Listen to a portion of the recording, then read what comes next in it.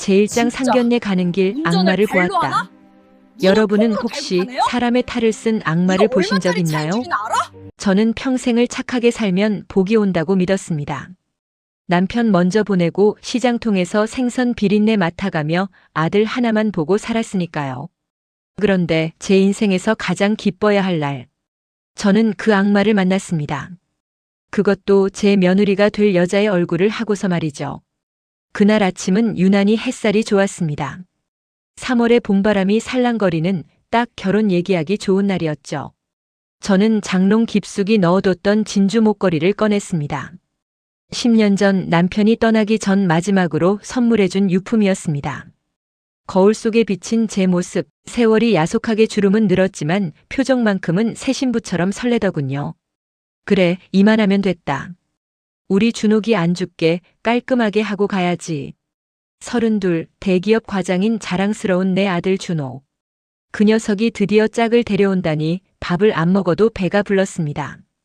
조수석에는 백화점 지하식품관에서 큰맘 먹고 산 30만 원짜리 고급 한과 세트를 실었습니다. 제 한 달 식비와 맞먹는 돈이었지만 사돈댁에 빈손으로 갈 순 없으니까요. 경기도 외곽에 있는 우리 집에서 서울 강남 상견례 장소까진 차로 1시간 남짓. 제 낡은 승용차는 덜덜거리며 힘겹게 고속도로를 달렸습니다. 혹시라도 늦을까봐 1시간이나 일찍 출발했었죠. 하지만 운명의 장난은 예고 없이 찾아오더군요. 강남 골목길은 미로 같았습니다. 내비게이션은 자꾸만 좁은 길로 안내했고 으리으리한 외제차들 사이에서 저는 잔뜩 움츠러들었습니다. 식은땀이 등줄기를 타고 흐르던 그때였습니다. 엄마야. 골목 코너를 돌던 순간 반대편에서 튀어나온 하얀색 고급 승용차와 부딪히고 말았습니다. 심장이 덜컥 내려앉는 것 같았죠. 제 과실인지 상대방 과실인지 따질 겨를도 없었습니다. 그저 상견례에 늦으면 안 되는데, 아들 얼굴에 먹칠하면 안 되는데 그 생각뿐이었습니다. 떨리는 손으로 문을 열고 내리자 상대방 차 문이 거칠게 열렸습니다. 선글라스를 낀 젊은 여자였습니다. 명품으로 휘감은 옷차림 딱 봐도 귀하게 자란 집 딸 같았죠. 저는 본능적으로 허리부터 숙였습니다. 아이고 죄송합니다. 제가 길을 잘 몰라서. 어디 다치신 데는 없나요? 그런데 돌아온 대답은 제 귀를 의심케 했습니다. 아 진짜? 운전을 발로 하나? 눈은 폼으로 달고 다녀요? 이거 얼마짜리 차인 줄이나 알아? 여자는 차 흠집을 확인하더니 선글라스를 획 벗어던지며 저를 노려봤습니다. 27, 8이나 됐을까요? 제 아들 또래나 될 법한 아가씨가 다짜고짜 반말에 소리를 지르더군요. 그래도 저는 참았습니다. 제가 죄인이니까요.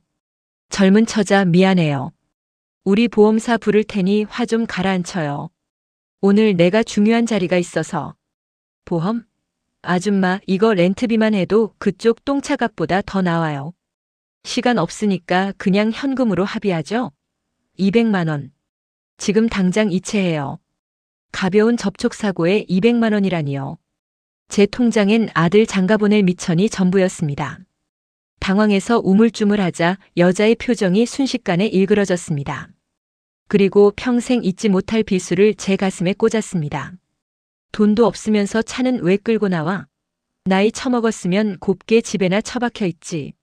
늙으면 죽어야지 왜 나와서 남한테 피해를 줘? 재수없게. 순간 멍해졌습니다.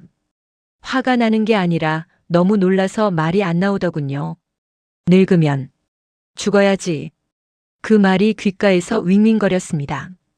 여자는 제 반응이 답답했는지 욕설을 중얼거리며 제 차 범퍼를 발로 찼습니다. 그러더니 누군가와 통화를 하며 급하게 차에 올라타더군요. 아 몰라. 어떤 미친 할망구 때문에 늦었어. 지금 가고 있다고. 여자는 뺑소니 치듯 사라졌습니다. 덩그러니 남겨진 골목길. 저는 다리에 힘이 풀려 그 자리에 주저앉을 뻔했습니다. 손이 덜덜 떨려서 운전대를 잡을 수가 없었습니다. 눈물이 핑 돌았지만 꾹 참았습니다. 오늘은 울면 안 되는 날입니다. 내 아들 준호가 세상에서 제일 멋지게 보여야 하는 날이니까요. 저는 떨리는 손으로 입술에 립스틱을 다시 발랐습니다. 거울 속 제 눈가는 이미 붉어져 있었지만 억지로 입꼬리를 올렸습니다. 약속 장소에 도착하니 땀범벅이 된 제 모습이 유리창에 비쳤습니다. 화려한 샹들리에 고상한 음악 소리. 모든 게 저와는 어울리지 않는 세상 같았습니다. 예약된 룸으로 들어가자 아들 준호가 환하게 웃으며 저를 반겼습니다. 엄마, 왜 이렇게 늦었어? 어디 편찮은 건 아니지? 아니야, 차가 좀 막혀서. 사돈 어른들은? 금방 오신대. 그리고 지은이도 방금 주차장에 도착했다고 연락 왔어. 엄마, 지은이 보면 깜짝 놀랄걸? 진짜 천사 같아. 아들은 입이 귀에 걸려 있었습니다. 그 모습을 보니 아까 겪은 수모가 눈 녹듯 사라지는 것 같았습니다. 그래, 액땜했다 치자. 우리 준호가 저렇게 좋다는데 며느리만 착하면 됐지. 잠시 후 룸 밖에서 또각또각 하이힐 소리가 들려왔습니다. 그리고 드르륵 문이 열렸습니다. 지은아. 왔어? 인사드려, 우리 어머니야. 저는 자리에서 일어나 고개를 들었습니다. 그리고 그 순간 제 심장은 멈추는 줄 알았습니다. 문 앞에 서 있는 여자. 화려한 명품 원피스에 긴 생머리. 하지만 저는 알 수 있었습니다. 1시간 전 골목길에서 선글라스를 벗어던지며 저에게 죽으라고 소리치던 그 여자. 바로 그녀였습니다. 여자의 눈이 저와 마주쳤습니다. 그녀의 동공이 지진 난 것처럼 흔들리더군요. 알아본 겁니다. 자기가 욕을 퍼부었던 할망구가 바로 예비 시어머니라는 사실을요. 저는 너무 놀라 입이 떡 벌어졌습니다. 준호야, 안 돼. 이 여자는 악마야. 목구멍까지 말이 차올랐습니다. 그런데 그 찰나의 순간 여자의 표정이 변했습니다. 당황하던 기색은 0.1초 만에 사라지고 얼굴 가득 세상에서 제일 선량하고 수줍은 미소가 번지더군요. 어머님이세요? 인상이 너무 좋으세요. 처음 뵙겠습니다. 김지은이라고 합니다. 소름이 끼쳤습니다. 제 앞에서 고개를 조아리는 저 여자의 두 얼굴. 아무것도 모른 채 흐뭇하게 웃고 있는 내 아들. 식은 땀이 등줄기를 타고 흘러내렸습니다. 지옥 같은 식사가 이제 막 시작되려 하고 있었습니다. 그때 저는 알았어야 했습니다. 이 만남이 우리 모자의 인생을 송두리째 뒤흔들 비극의 서막이라는 것을요. 제2장 완벽한 가면과 고립된 시어머니. 밥이 입으로 들어가는지 코로 들어가는지 모른다는 말, 그날 뼈저리게 느꼈습니다. 상다리가 부러지게 차려진 사내 진미도 제 입엔 그저 모래알 같았으니까요. 제 앞에는 아까 그 악마가 앉아 있었습니다. 하지만 지금 제 눈앞에 있는 건 세상에서 가장 단아하고 예의 바른 천사였습니다. 어머님, 이거 갈비찜 좀 드셔보세요. 여기 고기가 진짜 연하대요. 준호 씨, 어머님 그릇에 좀 놔드려. 소름이 돋았습니다. 방금 전까지 제게 죽으라고 소리치던 그 입으로 지금은 고기를 권하고 있더군요. 아들 준호는 그런 며느리가 예뻐 죽겠다는 듯 싱글벙글 웃고만 있었습니다. 가슴이 답답해져 왔습니다. 터질 것 같은 울분을 꾹꾹 누르며 저는 화장실을 핑계로 자리에서 일어났습니다. 찬물이라도 한 바가지 들이켜야 살 것 같았거든요. 세면대에서 떨리는 손을 씻고 있는데 거울 속에 불쑥 그녀가 나타났습니다. 속 좀 안 좋으세요? 아까 너무 놀라셨나 보네. 그 뻔뻔한 태도에 눌러왔던 화가 치밀어 올랐습니다. 더 이상 참을 수가 없었죠. 저는 물 묻은 손을 닦지도 못한 채 그녀를 쏘아봤습니다. 너, 나 알지? 아까 골목길에서 나한테 쌍욕하던 거 너 맞잖아. 어떻게 내가 뻔뻔하게 내 아들 앞에. 제 말이 끝나기도 전에 그녀가 피식 웃음을 터뜨렸습니다. 상견례장에서 보여주던 그 수줍은 미소는 온데간데 없었습니다. 그녀는 파우치를 탁 소리나게 닫더니 팔짱을 끼고 저를 비스듬히 내려다보더군요. 마치 벌레를 보는 듯한 눈빛이었습니다. 아까 그거요? 제가 좀 예민해서요. 근데 어머님 지금 가서 준호 씨한테 이르시게요?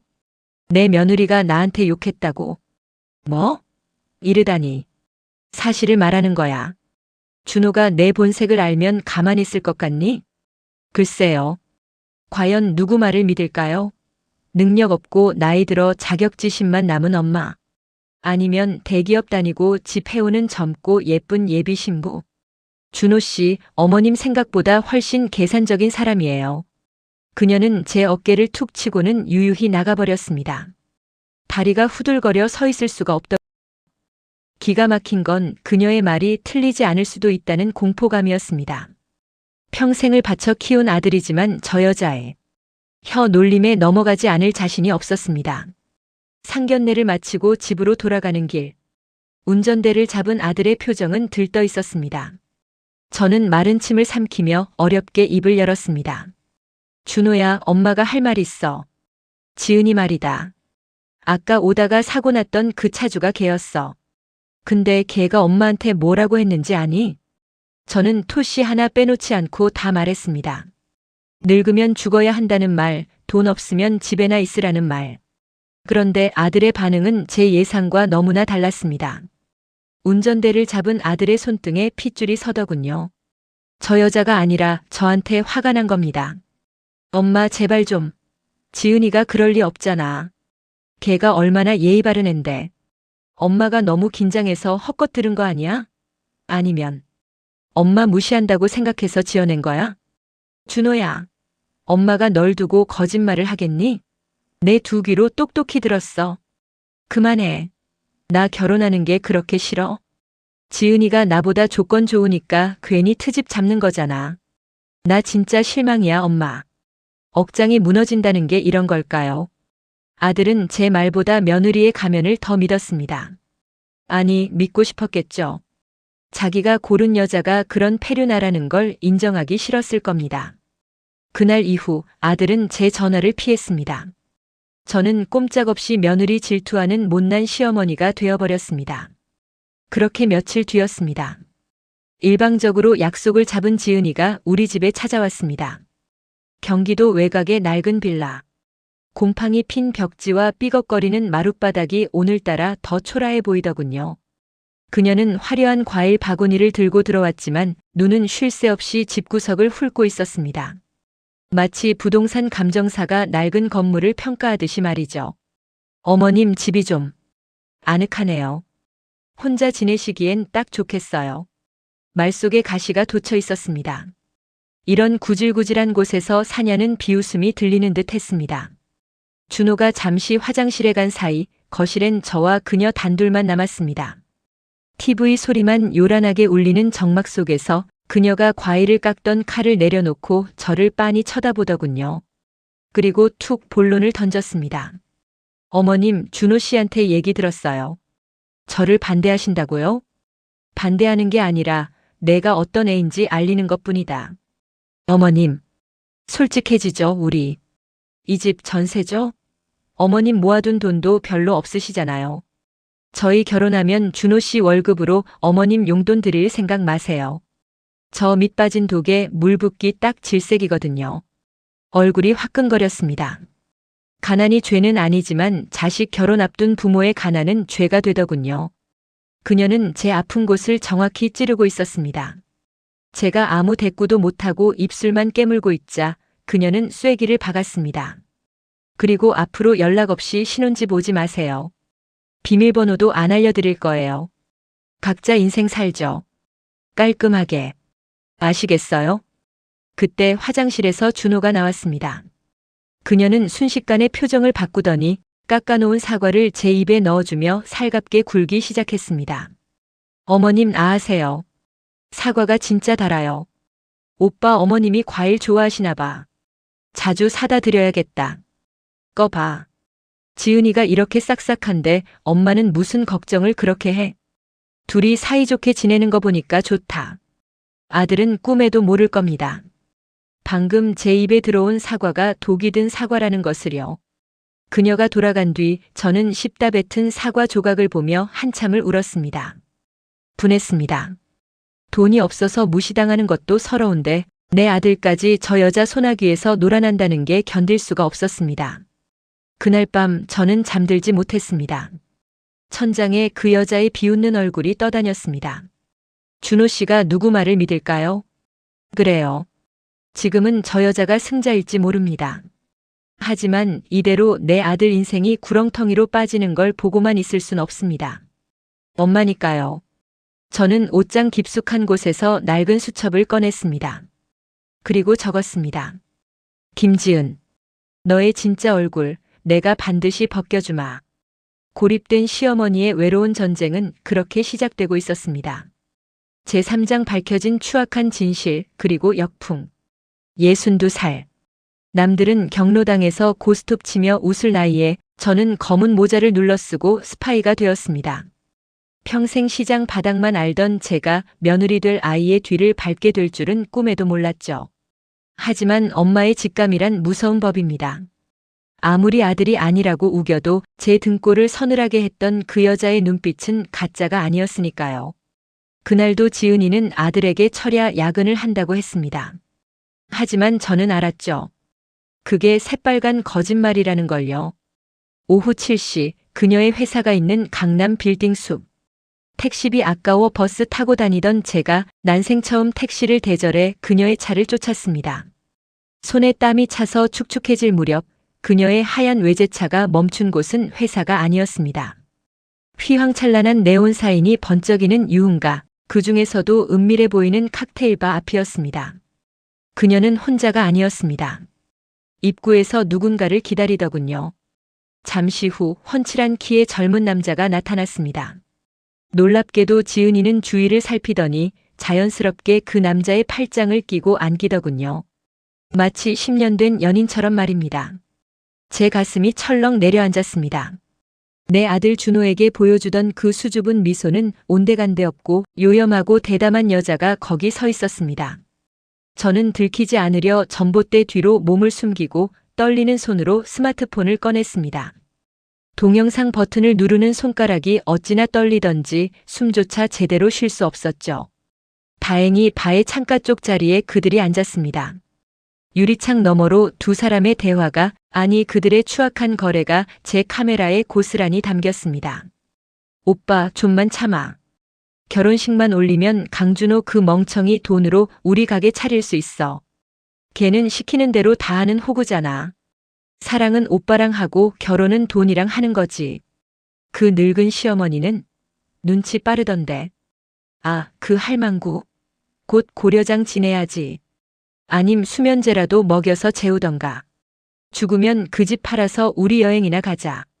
피가 거꾸로 솟는다는 말이 무슨 뜻인지 그때 알았습니다. 내 아들을 호구 취급하는 것도 모자라 시어머니인 저를 죽이겠다는 말을 서슴없이 내뱉다니요. 이건 며느리가 아니라 살인마였습니다. 저는 덜덜 떨리는 손으로 녹화 버튼을 끄고 그 자리에 주저앉아 한참을 울었습니다. 슬퍼서가 아닙니다. 이 끔찍한 진실을 마주해야 할 내 아들이 너무 불쌍해서였습니다. 그날 밤 저는 준호를 집으로 불렀습니다. 아들은 피곤한 기색이 역력했지만 제 표정이 심상치 않으니 얌전히 앉아있더군요. 저는 아무 말 없이 식탁 위에 스마트폰을 올려놓았습니다. 준호야. 엄마가 100번 말해도 안 믿었지? 이거 봐라. 보고도 내가 그 여자 편을 들 수 있는지 보자. 영상이 재생되는 동안 아들의 표정은 실시간으로 무너져 내렸습니다. 지은이가 낯선 남자와 키스하는 장면, 그리고 우리 모자를 조롱하는 음성까지. 준호의 얼굴이 흑빛으로 변하고 입술이 파르르 떨렸습니다. 이제야 내 말을 믿겠구나. 이제라도 저 악마의 소나기에서 벗어날 수 있겠구나. 저는 안도했습니다. 아들이 분노하며 당장 지은이에게 전화를 걸 줄 알았습니다. 그런데 상황은 제 예상과는 정반대로 흘러갔습니다. 아들은 머리를 감싸 쥐고 괴로워하더니 벌겋게 충혈된 눈으로 저를 쏘아보았습니다. 엄마 대체 뭐하는 사람이야? 어떻게 며느리 될 사람 뒤를 밟아? 이거 불법인 거 몰라? 스토킹이잖아. 뭐? 지금 그게 중요하니? 전현이 너를 속이고 나를 죽이겠다고 했어. 저런 짐승 같은 거랑 결혼하겠다는 거야? 그만해. 엄마 때문에 미치겠어, 진짜. 그 순간 아들의 핸드폰이 울렸습니다. 내 사랑 지은이. 준호는 저를 노려보며 스피커폰을 켰습니다. 그리고 지은이는 마치 이 상황을 보고 있기라도 한 듯 선수를 쳤습니다. 오빠. 흑흑. 나 어떡해? 어떤 미친 남자가 자꾸 쫓아다녀. 예전에 사귀다 헤어진 스토커인데 나 협박해서 억지로 만난 거야. 안 만나주면 오빠 해치겠다고 해서. 너무 무서워 오빠. 기가 막힌 타이밍, 소름 돋는 연기였습니다. 저 영상 속의 남자를 스토커로 둔갑시키고 자신은 협박받는 피해자가 된 겁니다. 저는 억울해서 가슴을 쳤습니다. 거짓말이다. 준호야, 저거 다 연기야. 웃으면서 팔짱 끼는 거 내가 봤잖아. 뭐야? 어머님 목소리야? 설마. 어머님이 나 미행했어? 오빠 어머님이 스토커랑 짜고 나 함정에 빠뜨린 거야? 어떻게 나한테 이럴 수가 있어? 순간 준호의 눈빛이 변했습니다. 경멸. 사랑하는 아들이 저를 범죄자 보듯 쳐다보고 있었습니다. 그는 제 손에 들린 스마트폰을 낚아채 바닥에 내동댕이 쳤습니다. 엄마 정말 실망이야. 지은이가 협박받아서 떨고 있는데 엄마는 그걸 찍어서 이간질을 해? 나 엄마 아들 안 해. 다시는 우리 앞에 나타나지 마. 아들은 뒤도 돌아보지 않고 나가버렸습니다. 바닥에 깨진 액정처럼 제 마음도 산산조각이 났습니다. 진실을 보여줘도 믿지 않는 자식. 거짓 눈물 몇 방울에 30년 키운 어미를 버리는 자식. 그날 저는 텅 빈 거실에서 소리 죽여 울었습니다. 내가 자식을 잘못 키웠구나. 내 사랑이 독이 되었구나. 하지만 진짜 지옥은 그 다음 날 찾아왔습니다. 며칠 뒤 우체국 등기가 도착했습니다. 발신인은 법무법인, 수신인은 박영희. 떨리는 손으로 봉투를 뜯자 붉은 도장이 찍힌 서류가 나왔습니다. 고. 소장. 죄명 통신비밀보호법 위반, 명예훼손, 스토킹 처벌법 위반. 고소인은 김지은. 그녀는 저를 감옥에 보내겠다고 신고한 겁니다. 더 기막힌 건 참고인 진술서에 적힌 이름이었습니다. 강준호. 내 아들이 제 엄마가 스토킹을 했다고 증언을 해준 겁니다. 하늘이 무너지고 땅이 꺼진다는 게 이런 기분일까요? 자식을 구하려다 전과자가 되게 생긴 늙은 어미. 벼랑 끝에 몰린 저는 그제야 깨달았습니다. 이제는 아들을 설득할 때가 아니라는 것을요. 이 미친 싸움에서 이기려면 저 또한 엄마라는 이름을 버리고 독해져야 한다는 것을요. 서류를 움켜쥔 제 손등 위로 뜨거운 눈물이 뚝 떨어졌습니다. 하지만 이번 눈물은 슬픔이 아니었습니다. 그것은 분노였고 마지막 남은 옥이었습니다. 그래, 갈 때까지 가보자. 누가 죽고 누가 사는지 끝까지 해보자. 제사장 엄마라는 이름의 반격. 자식 때문에 감옥에 가는 어미. 이보다 더 비참한 노년이 있을까요? 법원 출석 통지서를 받아든 날 저는 밤새 한숨도 자지 못했습니다. 두려워서가 아닙니다. 법정 증인석에 앉아 저를 손가락질할 사람이 다름 아닌 내 배 아파 낳은 아들 준호였기 때문입니다. 변호사들은 하나같이 말하더군요. 아드님이 불리한 증언을 하면 승산이 없습니다. 합의하세요. 무릎 꿇고 비세요. 하지만 저는 그럴 수 없었습니다. 제가 무릎 꿇는 순간 내 아들의 인생은 저 악마 같은 여자의 먹잇감이 되어 끝장날 테니까요. 그래서 저는 변호사 대신 다른 사람을 찾았습니다. 지은이의 내연남, 그 영상 속의 남자 우진을 말이죠. 지은이를 미행하며 알아둔 남자의 동선. 저는 그가 자주 가는 호프집 구석에서 오시간을 기다렸습니다. 새벽 1시가 넘어서야 술에 취한 우진이 나타났습니다. 비틀거리는 그의 앞을 가로막자 그는 귀신이라도 본 듯 소스라치게 놀라더군요. 아, 아줌마가 여기 왜? 나 스토커 아니에요. 신고할 거야. 도망치려는 그의 바짓가랑이를 저는 덥석 잡았습니다. 체면도 자존심도 중요하지 않았습니다. 차가운 시멘트 바닥에 무릎을 꿇었습니다. 시장 바닥에서 생선 팔 때도 누구한테 무릎 한 번 꿇어본 적 없는 저였습니다. 청년. 부탁이네. 제발 우리 아들 좀 살려주게. 아, 이거 나요? 재수없게 왜 이래 진짜. 자네도 집에 가면 귀한 아들일 텐데. 내 아들이 불쌍하지도 않나? 그 여자가 자네랑 내 아들 양쪽에 걸어놓고 저울질하는 거 자네도 알잖아. 이용당하는 건 내 아들 하나로 좋게. 제발. 진실만 말해줘. 내가 이렇게 빈다. 제 눈에서 떨어진 뜨거운 눈물이 청년의 신발 위로 툭툭 떨어졌습니다.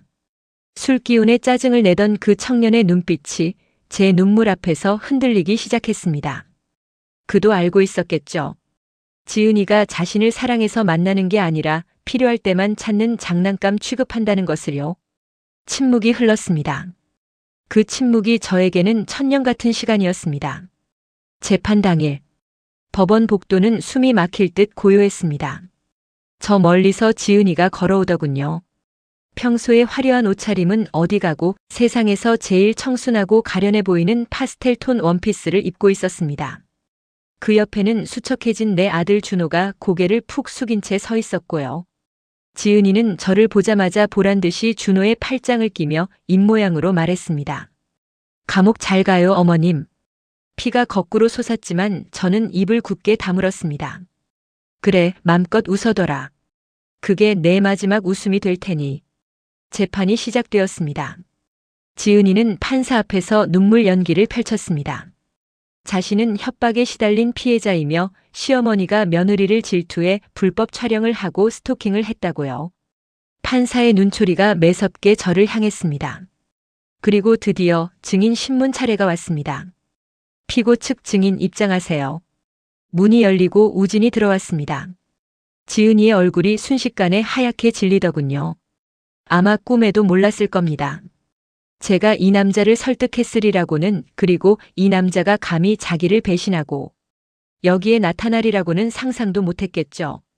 지은이는 당황해서 자리에서 벌떡 일어났습니다. 판사님, 저 사람은 제 스토커예요. 저 사람이랑 마주치기 싫어요. 내보내주세요. 원고 자리에 앉으세요. 증인 선서했습니까? 묻는 말에만 답하세요. 우진은 떨고 있었습니다. 하지만 저와 눈이 마주친 순간 그는 결심한 듯 마이크를 잡았습니다. 그리고 법정의 공기를 뒤바꿀 한마디를 내뱉었습니다. 저는 김지은 씨의 스토커가 아닙니다. 우리는 2년 된 연인 사이입니다. 법정 안이 술렁거렸습니다. 가장 놀란 건 내 아들 준호였습니다. 준호는 멍한 표정으로 지은이와 우진을 번갈아 보더군요. 우진은 품에서 핸드폰을 꺼내 판사에게 제출했습니다. 그 안에는 두 사람이 주고받은 낯 뜨거운 메시지와 사진들이 고스란히 담겨 있었습니다. 지은이가 그랬습니다. 강준호 씨는 그냥 걸어다니는 ATM이라고요. 결혼해서 2년만 살다가 이혼하면 위자료 챙길 수 있다고 그때까지만 참자고 했습니다. ATM.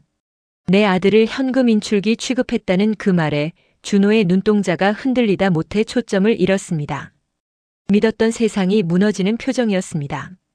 판사는 제출된 증거들을 훑어보더니 안경 너머로 싸늘하게 지은이를 내려다보았습니다. 궁지에 몰린 쥐는 고양이를 문다고 했던가요? 가련한 척 눈물을 흘리던 지은이의 가면이 마침내 벗겨졌습니다. 야, 이우진, 너 미쳤어? 내가 너한테 쓴 돈이 얼만데 이딴 식으로 뒤통수를 쳐? 그리고 강준호, 넌 멍청하게 보고만 있을 거야? 내 엄마가 사주한 거잖아. 원고, 법정 모독으로 감치될 수 있습니다. 조용히 하세요. 그녀의 고함 소리가 법정에 쩌렁쩌렁 울렸습니다. 쌍욕을 퍼붓고 악을 쓰는 그 모습. 상견례 날 골목길에서 저를 모욕하던 그 악마가 다시 나타난 겁니다.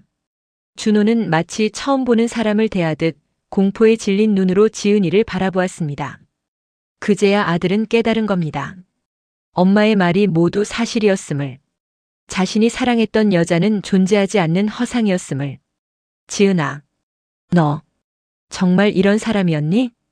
판결은 싱겁게 끝났습니다. 제 불법 촬영 혐의는 범죄 예방 및 진실 규명을 위한 정당행위로 참작되어 선고 유예를 받았고 지은이의 명예훼손 고소는 기각되었습니다. 오히려 판사는 지은이에게 혼인을 빙자한 사기 행각이 의심된다며 호되게 질타했죠. 재판이 끝나고 법정을 나오는 길, 다리에 힘이 풀려 휘청거리는 저를 누군가 뒤에서 부축했습니다. 준호였습니다. 아들은 제 얼굴을 차마 쳐다보지도 못한 채 제 낡은 가방만 꽉 쥐고 있었습니다. 그 손이 어찌나 차갑고 떨리던지 이겨서 통쾌할 줄 알았는데 아니었습니다. 자식의 가슴에 대못이 박히는 걸 지켜본 어미의 마음이 오죽할까요? 엄마, 미안해. 내가 미친놈이야. 엄마한테 무슨 짓을. 아들은 법원 복도 한복판에서 어린아이처럼 엉엉 울기 시작했습니다. 사람들이 쳐다봤지만 상관없었습니다. 저는 말없이 아들의 등을 두들겨 주었습니다. 그래, 울어라.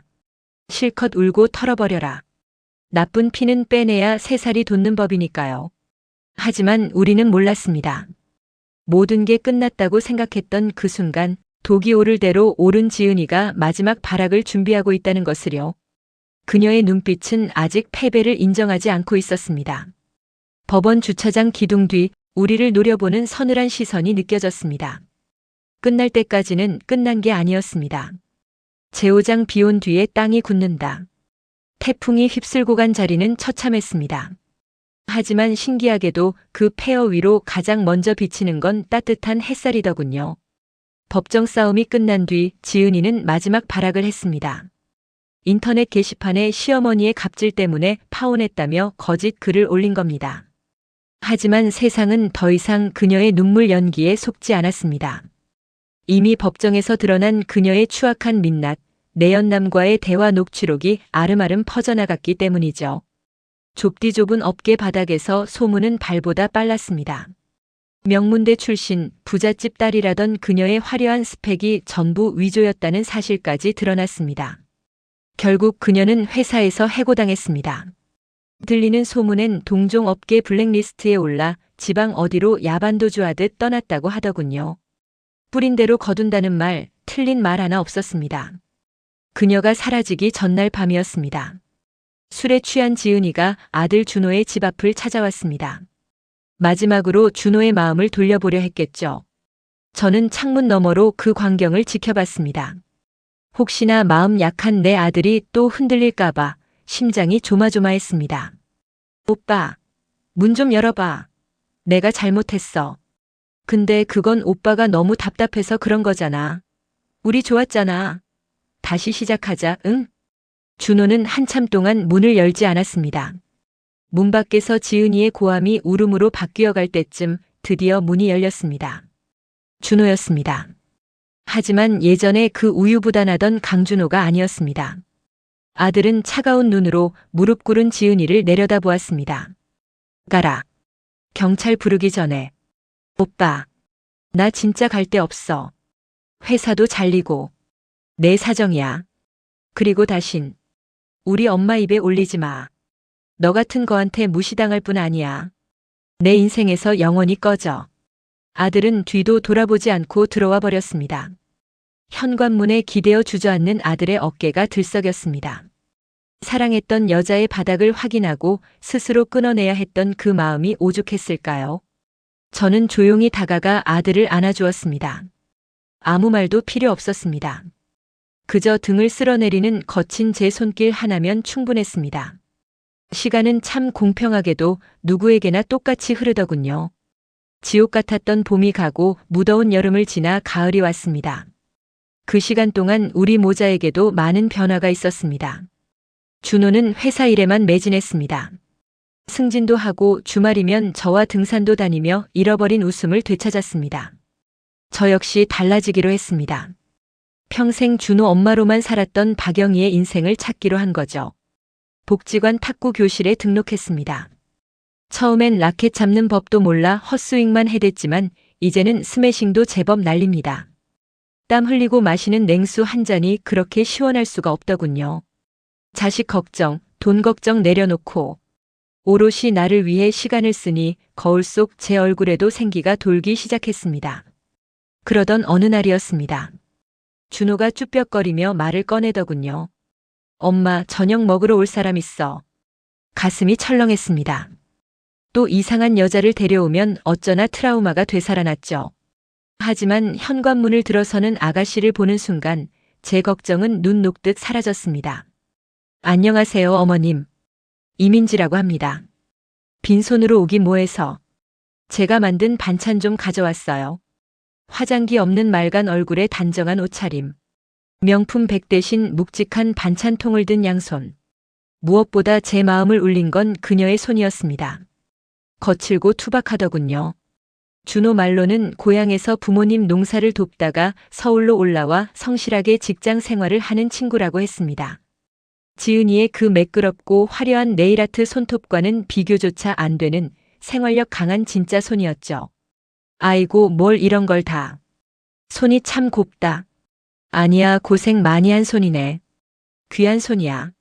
제가 덥석 손을 잡자 민지 씨는 부끄러운 듯 웃었습니다. 그녀의 눈빛엔 가식이 없었습니다. 저를 돈줄이나 짐짝으로 보는 게 아니라 사랑하는 사람의 어머니로 존중하는 눈빛. 그 따스함이 전해져 왔습니다. 저녁 식사 내내 웃음꽃이 피었습니다. 준호가 민지 씨를 챙겨주고 민지 씨는 저에게 생선살을 발라주더군요. 지은이 때는 체할 것 같던 식사 자리가 이제야 비로소 가족의 밥상 같았습니다. 아들이 저에게 눈짓을 보내며 씩 웃더군요. 엄마, 이번엔 진짜야라고 말하는 듯 했습니다. 저도 마주보고 웃어주었습니다. 그래, 똥차 가고 벤츠 온다더니 옛말 틀린 거 하나 없다. 식사를 마치고 돌아가는 두 사람의 뒷모습을 배웅하며 밤하늘을 올려다보았습니다. 유난히 별이 밝은 밤이었습니다. 지난 1년 참 모진 비바람을 맞았습니다. 자식 잃을까 전과자 될까 전전긍긍하며 잠 못 이루던 밤들. 하지만 그 시간이 있었기에 지금의 평화가 더 귀하게 느껴지는 거겠죠. 땅은 비가 온 뒤에 더 단단하게 굳는 법입니다. 내 아들 준호도 그리고 저 박영희도 이제는 쉽게 흔들리지 않을 겁니다. 어머니들 그리고 며느리님들. 인생 살다 보면 예고 없이 진흙탕에 빠질 때가 있습니다. 믿었던 사람에게 배신당하고 자식 때문에 속이 문드러질 때도 있죠. 하지만 기억하세요. 가짜는 언젠가 벗겨지고 진심은 반드시 통한다는 것을요. 저는 이제 더 이상 아들에게 제 인생을 걸지 않습니다. 자식은 자식의 인생을 살고 저는 제 인생을 살아야죠. 내일은 탁구 대회 예선전이 있는 날입니다. 새로 산 운동화 끈을 단단히 동여매고 힘차게 스매싱을 날려볼 생각입니다. 제 인생의 봄날은 바로 지금부터니까요. 여러분의 인생에도 가짜 웃음 말고 진짜 봄날이 가득하시길 바랍니다. 지금까지 박영희였습니다.